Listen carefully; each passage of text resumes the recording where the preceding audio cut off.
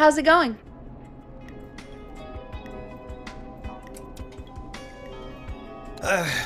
It's not going well.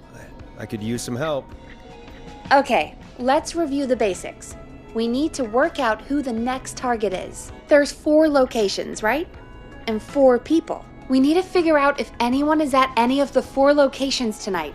And if they are, we can call them and warn them. There must be some connections between the notes. That makes sense. Great. Need any more help? I'm good now. Thanks, Peggy. No problem.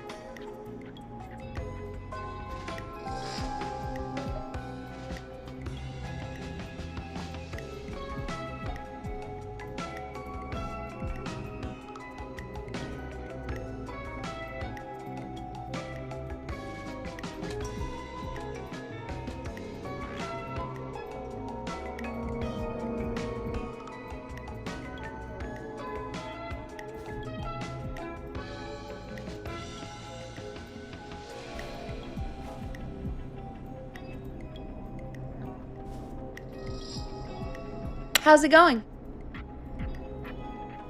I'm ready, Peggy. Are you sure? We've only got one shot at this. I'm sure. Let's do this. Okay, name first. Who do you think the target is? Chuck Brody. And where will I find them?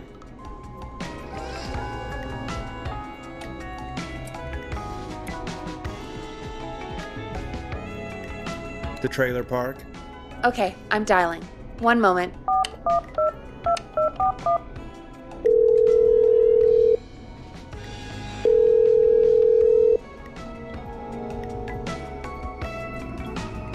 Forrest, I'm through to the trailer park, but they say there isn't anyone by that name there.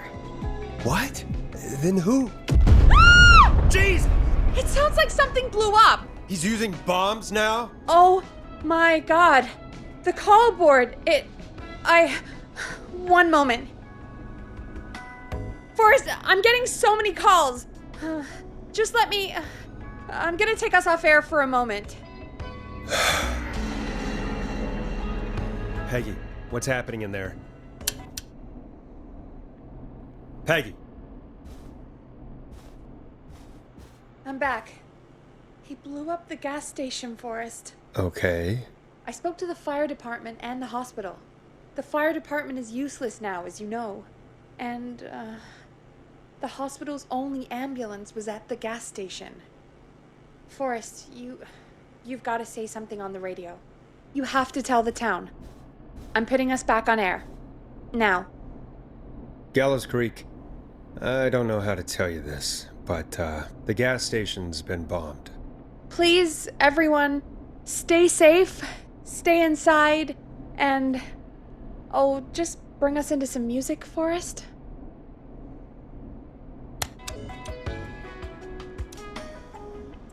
Here's some music while we regroup here on KFAM 189.16, The Stream.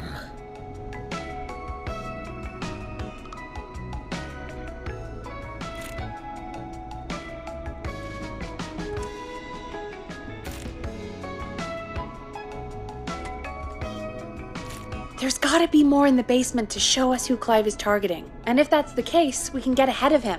Stop the killings before they can happen. Forrest, we need to go back down. By we, you mean me, right? Yep.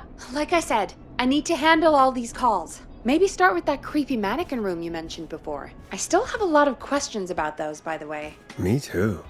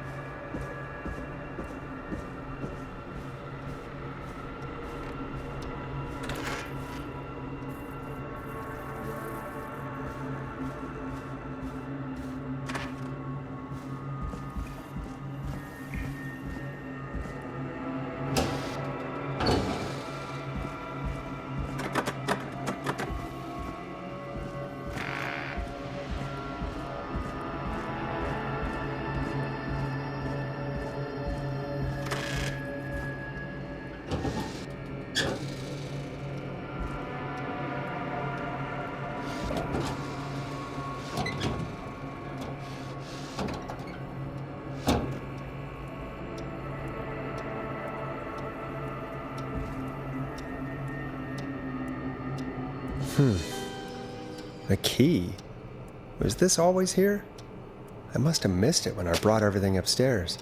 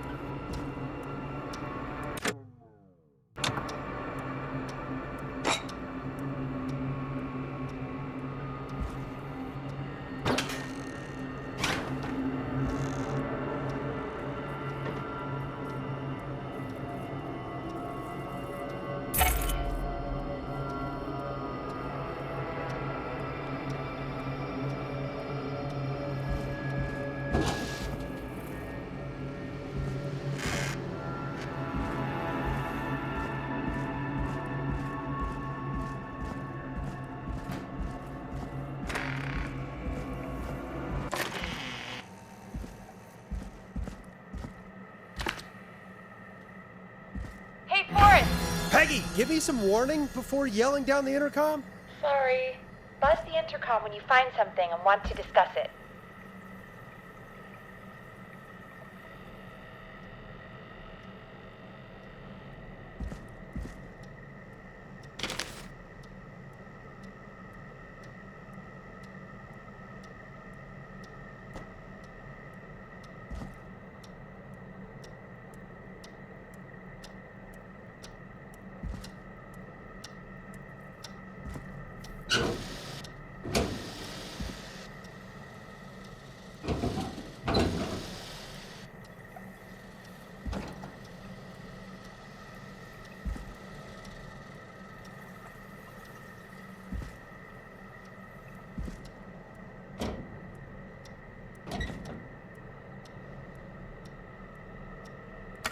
Peggy, I've found a tape and a map down here. A map of what? Looks like it might be to somewhere in this storage area. Weird. Well, maybe the tape will give us more information. Give it a play.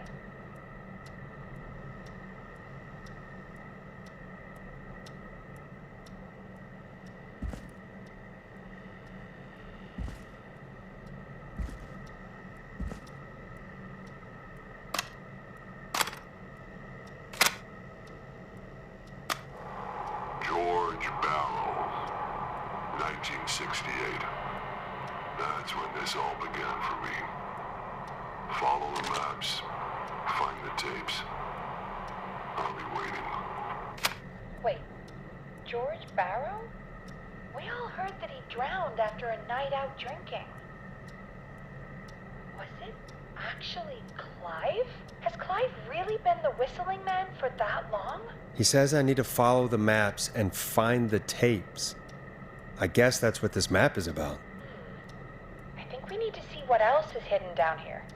Be careful, Forrest. Keep looking. Buzz the intercom when you found something.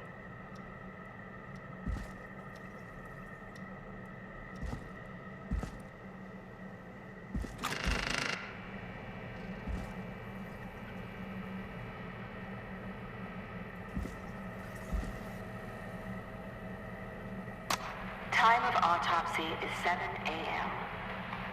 Cause of death is asphyxiation from drowning. The degree of rigor mortis indicates that the subject has been deceased for 5 hours. That puts the time of death.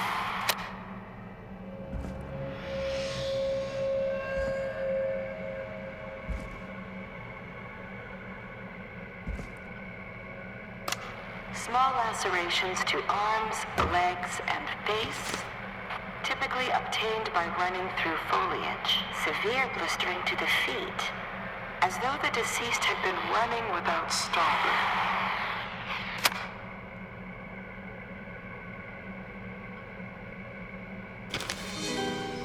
This looks useful.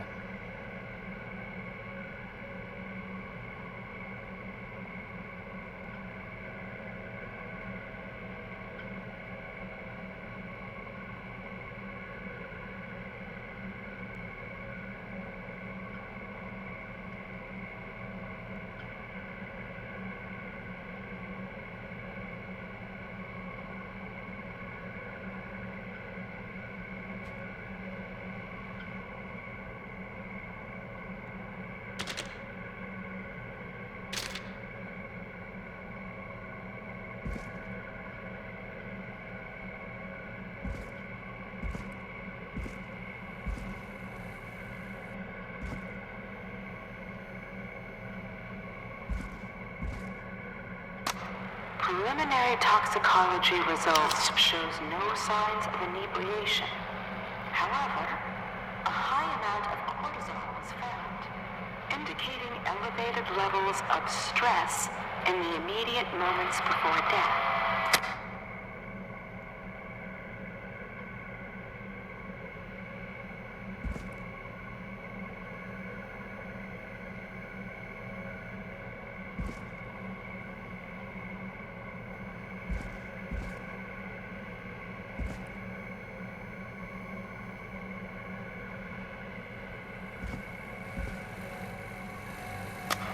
Additionally, there appears to be a post-mortem injury to the arm.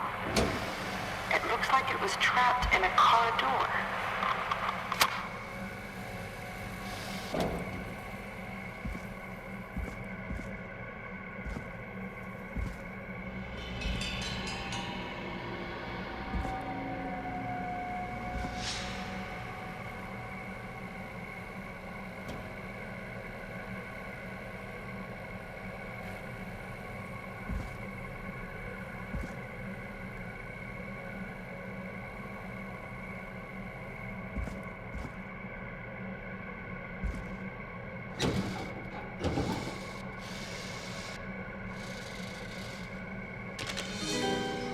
This has to be important.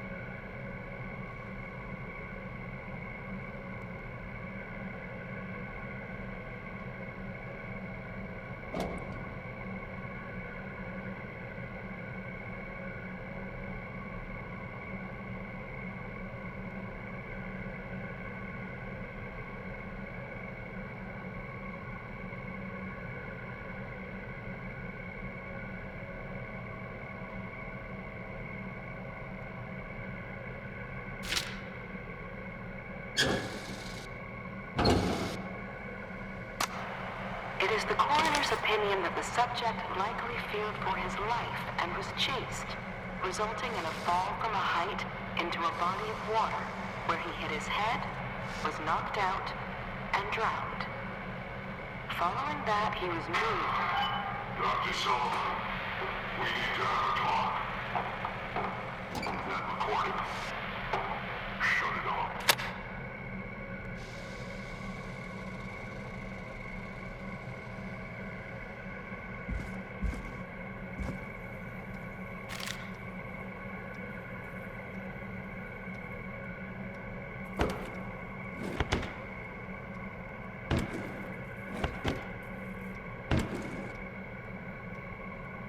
Ooh, a new vinyl for my collection.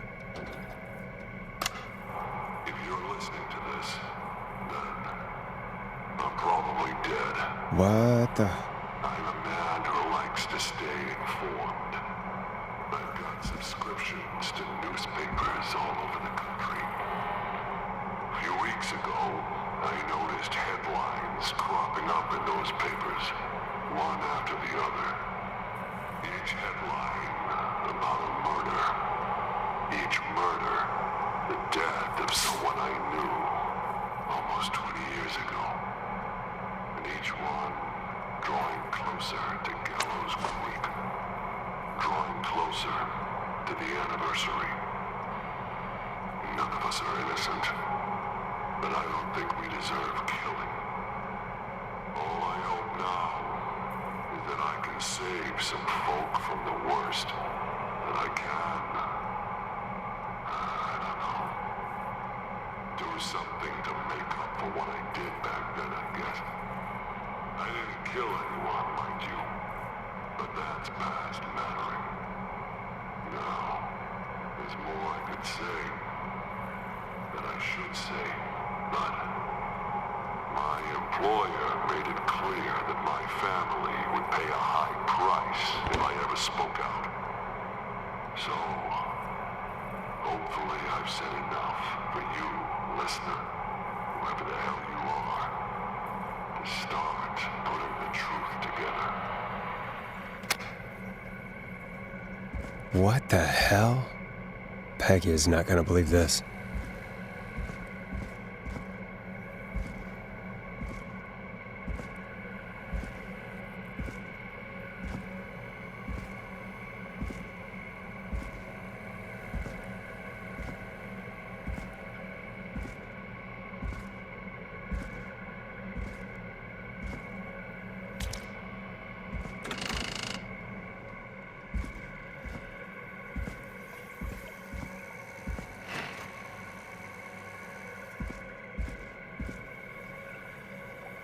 found, Forrest? It's an autopsy tape.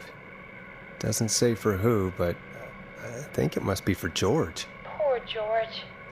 He was so young. Something's bugging me, Peggy. What do you mean? I swear I recognize the voice of the woman talking on the tape. I just can't place it. Seriously? Do you think you've met her before? I don't know. I mean, I just got here recently. I don't know. Found another tape. It talks more about how George died. What did it say? It sounds like he was running for his life. Sprinting through trees and bushes, getting cut up all over. What would drive someone to do that? I'm not sure yet. There's also a tape about a toxicology report. There were no signs of drinking or that he was on anything. What? But everyone said he went swimming drunk and drowned. It was in the newspaper and everything. I found a written autopsy report. What does it say? According to that, it's just like you said at the start. George drowned after getting drunk. Said he liked to fight, too. But that contradicts the tape. I know. And I think I know why. There's a note with the report that says, "I'm sorry I made you do this, Virginia." If it was on the autopsy report, then Virginia must be our coroner. Wait, the caller from earlier, when we had to call the takeout restaurants, wasn't her name Virginia? We need to call her back once we finish down here. It looks like she might know something about what's going on. I found a tape that introduces a new detail to the story. Post-mortem injury. Apparently, his arm got caught in a car door. A car door? Yeah, after he died. How do you suppose they can tell? How can they tell? I'm a radio producer, not a coroner. The written report I found doesn't mention it at all. How did his arm get trapped in a car door after he died? Unless he got it when the police collected his body, I guess someone else must have moved him after he was dead to where he was eventually found. But the report, what is going on here? I found a police report. Mentions a friend from earlier, Sandra Sharp. Sandra. The jazz runner? That's right. She found George's body washed up at the reservoir. The reservoir? Yeah? What's strange about that? George got cuts from running through foliage, right? But there's no forest around there. Also, how did it wash up at the reservoir? What do you mean? Reservoirs don't have tides. But that's what the police report said. It's not possible, though. I did a school project on reservoirs and got an A. But, yeah, not important right now. The important thing is that it doesn't make sense. What are you suggesting, then? That the body was originally found somewhere other than what the report suggests? That the sheriff tried to cover it up, but accidentally let something slip? Something like that. I think. Well, Sheriff Matthews wrote the report. If he hadn't been eviscerated, we could have asked him. And Sandra didn't make it either. In another tape, the coroner comes to the same conclusion as I did. George was running from something. Maybe an animal? Maybe, but then there's this next bit, where the coroner thinks he was moved post-death. So she agrees with us. At the end of the tape, someone burst in and demanded Virginia stop recording. I think it was Clive. This is starting to make sense now. This is a conspiracy to cover up what happened to George. I think I found Clive's last recording. I think Clive might be gone. Gone? I found a confession. Not for any killings, but for playing a part in covering up George's death. He left this behind in case he died. He hoped someone would find it. Do you think the Whistling Man already got him? Possibly. We've had a lot of callers tonight, but maybe not every victim made it to the phone, you know? We don't know how many there really are. Christ, Forrest, that's dark. I know, but Clive said he had read about other murders in other towns, and that the murders were all folks who knew about the incident. And the killings were getting closer to Gallows Creek. He said he wanted to do something good for once. The board in his office. He wasn't tracking people down to kill them. He was tracking them down to save them. Ugh, why didn't he just come out with all of this? He said his employer threatened his family if he spoke out about any of it. His employer? The one who orchestrated the cover-up? Oh, Clive. I'm sorry for thinking you'd killed all those people. Do you think you found everything? I think so. Forrest, what's going on here? Someone wanted that boy's death to seem like an accident, and they hired Clive to make it look that way. Come back upstairs when you're ready. We need to figure out our next step.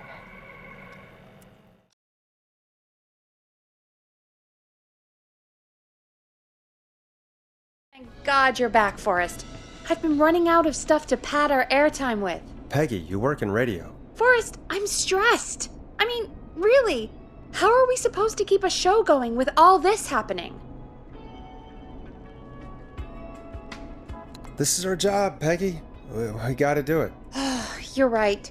So, what's the plan now? I think we should call Virginia back. All right, I'll get her on the line. Okay, Forrest, shut the music off.